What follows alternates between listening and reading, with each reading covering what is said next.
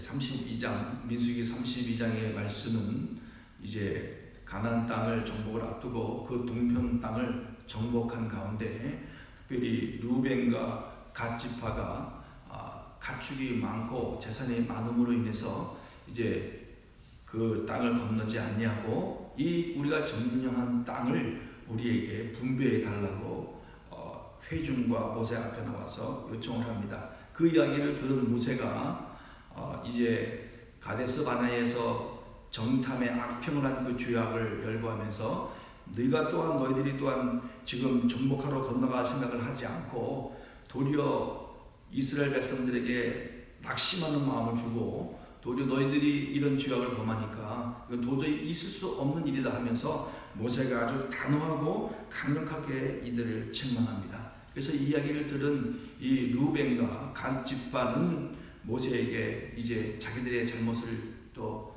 뉘우치고 얘기합니다. 그러면 우리 전쟁에 나갈 수 있는 싸울 만한 군사들은 완전히 무장해서 우리도 함께 건너가겠습니다. 그리고 그 모든 나머지 지파들이 땅을 다 얻을 때까지 함께 싸우고 땅을 다 얻은 다음에 이곳으로 돌아오겠습니다.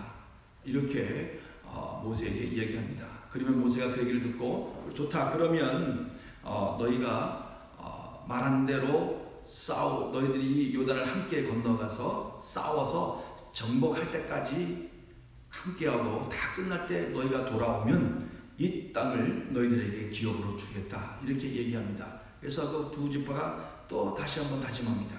걱정하지 마십시오. 우리가 이 땅을 우리에게 주시면 우리가 반드시 무장하고 함께 올라가서 싸우고 끝날 때까지 우리는 절대로 돌아오지 않겠습니다. 그리고 이 적과 꾸리는 약속의 땅의 기업도 받지 않겠습니다 라고 이야기합니다.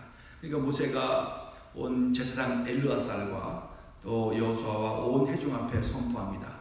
이 르벤과 갓 지파가 이제 너희들과 함께 싸워 올라갈 터인즉 함께 싸워서 정복하라. 그러나 혹시 그들이 말한 대로 행하지 아니하고 올라가지 않으면 그들의 죄가 그들에게 돌아갈 것이다, 이렇게 얘기하면서 이제 모든 그 분배 이야기를 끝내고 이제 그 시온 왕이 있었던 땅과 바산 왕 옥이 있었던 그 모든 땅을 이 르벤 지파와 갓 지파와 그리고 또 므낫세 반 지파가 또 땅을 달라고 분배해 달라고 해서 그 반 지파에게 두 지파 반에게 땅을 분배하고 이제 정복할 준비를 하는 그 내용이 민수기 32장의 내용입니다. 오늘 이런 내용을 통해서 우리가 하나님께로부터 받은 교훈은 무엇인가를 생각해 볼 때 첫 번째로 우리는 이기적인 욕심을 가져서는 안 된다는 말씀을 교훈으로 받습니다. 우리가 살아가는 중요한 이유는 하나님이 내게 원하시는 뜻이 무엇인가와 내가 내 이웃에게 어떤 유익을 줄 수 있는가라는 질문을 하면서 살아가는 겁니다. 그러나 이러한 것을 잊어버린다면 우리 인생은 오로지 자신의 유익과 편의를 위해서만 생각하고 움직이게 될 것입니다. 본문에서 하나님의 뜻과 공동체 전체에 대한 배려를 무시한 이기적인 욕심을 가진 두 지파 간의 사람들의 어리석음을 보게 됩니다. 루벤 지파와 갓 지파와 이들이 이제 마무리 왕 시온 왕이 구했던 모든 그 지역을 쳐서 진멸시킨 다음에 보니까 여기 성경에 보면 그 차면서 그 땅을 바라보니까 본다는 그 원어의 의미는요, 그냥 건성으로 눈을 한번 훑어보는 것이 아니고 아주 상세하게 자세히 그 땅의 지형과 형편을 살펴보았다는 겁니다. 왜냐하면 자신들에게 많은 가축이 있었기에 목축을 할 수 있는 것을 항상 염두에 두었기 때문에 그랬습니다. 하나님께서 약속하신 가나안 땅에 대한 정복 전쟁이 아직 본격적으로 시작되지 않은 상태에서 정복을 위해 함께 힘을 합쳐서 나가야 할 상황에도 불구하고 그 땅이 목축지로 최적화된 것을 본 그들은 가축을 충분히 키울 수 있겠다는 생각으로 불신앙과 이기심과 욕심이 가득한 마음을 가지고 모세에게 요단 이 동편의 땅을 우리에게 주시고 우리는 여기에 남겠습니다라고 얘기를 하는 것입니다. 모세는 아주 강력하게 그들을 책망하였습니다. 공동체의 멸망의 위험이 왔다고 말합니다. 그들의 불순종으로 인해 모든 백성이 그들의 죄로 다시 광야로 돌아가야 할 상황이 발생되었더라고 얘기하고 있습니다.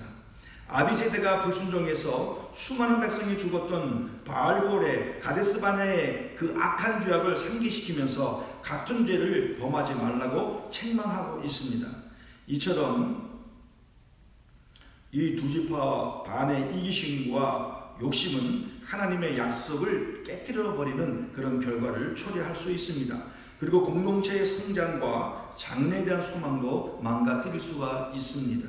자기밖에 모르고 자기만 잘되고 풍족하면 주변의 상황이 어떻게 되든 상관하지 않게 되는 겁니다. 공동체의 희망과 열정 그리고 앞으로 나아가지 못하도록 커다란 장애물이 되어 공동체를 힘들게 만들어 버립니다. 이스라엘 왕 아합의 이기심과 욕심이 아무 죄도 없는 나봇을 죽음으로 내몰았습니다. 압살롬의 왕에 대한 욕심과 이기심으로 아버지 다윗을 배반하고 폭동을 일으켰다가 비참한 최후를 맞이하는 것도 우리는 말씀을 통해서 보게 됩니다. 시편 3절에 이렇게 말씀하고 있습니다. 악인은 그의 마음에 욕심을 자랑하며 탐욕을 부리는 자는 여호와를 배반하여 멸시하나이다. 욕심과 이기심과 탐심이 얼마나 악한 것인가를 우리에게 말씀해 주고 계시는 겁니다. 우리는 하나님의 백성된 자로 하나님이 세우시는 공동체, 즉 교회 안에서 이기심과 욕심을 가지고 생활한다면 주님의 몸된 교회 공동체도 온전히 설 수 없게 될 것입니다. 지독한 개인주의가 이런 거룩한 공동체를 파괴할 것입니다. 이것은 또한 사단이 제일 좋아하는 일을 하게 된다는 것을 우리는 깨달아야 될 줄로 믿습니다. 사랑하는 성도 여러분, 절대로 이기심과 욕심을 내어서는 안 됩니다. 우리는 반대로 더 적극적으로 예수 그리스도의 십자가의 사랑으로 우리에게 보여주신 이타심을 배우고 이타적인 행동을 위해 노력하고 몸부림치는 믿음의 사람들이 되어야 할 줄로 믿습니다. 믿음의 공동체를 위해 희생할 줄 알고 사랑할 줄 알고 섬기는 모습으로 살아가는 우리 성도님들이 되시기를 간절히 바라겠습니다. 하나님께서 우리에게 은혜와 복을 주신 것은 무엇이겠습니까?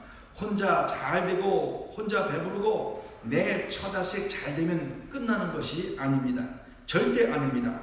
바른 은혜와 바른 축복을 공동체 안에서부터 흘려보내고 그리고 흘려보낸 것이 세상 밖으로 흘려나갈 때 하나님께서는 기뻐하시고 이것이 우리를 향한 하나님의 뜻이라는 것을 우리는 분명히 기억하고 이기심과 욕심을 완전히 내어버리고 우리는 서로 사랑해야 될 줄로 믿습니다. 서로 나누어야 될 줄로 믿습니다. 그리고 이타적인 삶으로 하나님을 기쁘시게 하는 사랑하는 성도님들이 되시기를 간절히 바라겠습니다.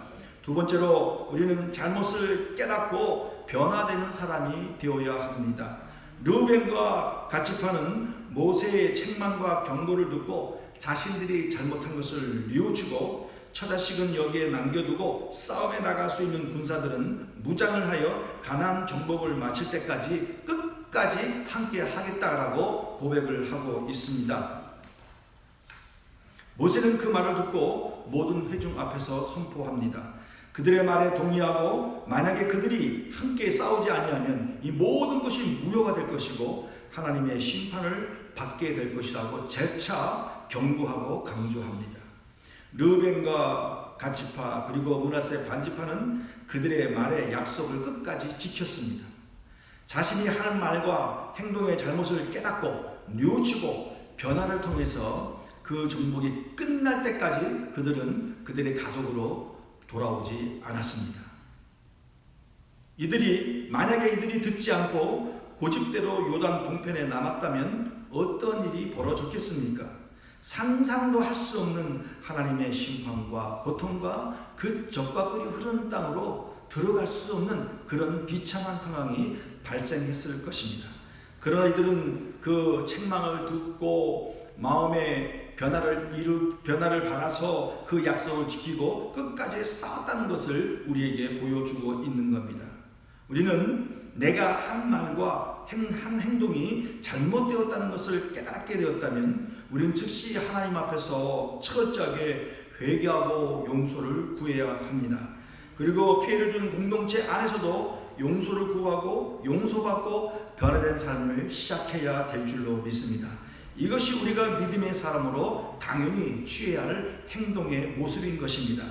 우리에게 필요한 것은 우리의 잘못이 무엇인지를 깨닫는 것이 굉장히 중요합니다. 그리고 회개하고 뒤돌아서 깨달은 것을 결단하고 변화되는 삶을 시작하는 것이 참으로 중요하다는 것을 우리는 알게 되는 것입니다.